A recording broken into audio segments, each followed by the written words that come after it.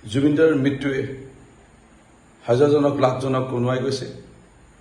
জুবিনদাৰ এই মৃত্যুবেলাত তেখেতক জনাইছোঁ সশ্ৰদ্ধ প্ৰণাম শ্ৰদ্ধাঞ্জলি। এটা অনুৰোধ জনাওঁ মাননীয় মুখ্যমন্ত্ৰী ডক্টৰ হিমন্ত বিশ্ব শৰ্মা ডাঙৰীয়াক, যিহেতু জুবিনদাৰ জন্মস্থান গৃহ সকলোখিনি যোৰহাটতে, আৰু মই সৌভাগ্যৱান মৰিয়নি সমষ্টিৰ নৱগঠিত যি এলেকা এই অঞ্চলতে জাজি তামুলচিকাত জুবিনদাৰ অৰিজিনেল ঘৰ আৰু ককাকৰ দিনৰ ঘৰ। সেয়েহে সেই ককাকৰ দিনৰ ঘৰৰ সেই তাত স্থানীয়তে তেখেতৰ যেন অন্তিম শ্ৰদ্ধাঞ্জলি জ্ঞাপন কৰা হয়।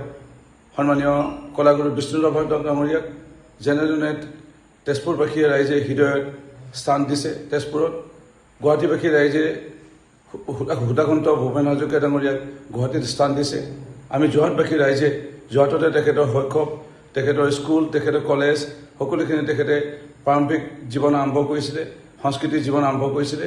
আমি যোৰহাটতে তেওঁ সমাধিস্থলী নিৰ্মাণ হোৱাটো বিচাৰিছোঁ। আৰু মোৰ মৰিয়নি সমষ্টি জাজি তামুলচিকাত যিহেতু অৰিজিনেল গৃহ, আমি বিচাৰোঁ যে তাতে আমি 10 বিঘা মাটি আমি তাতে অৰ্পণ কৰিম।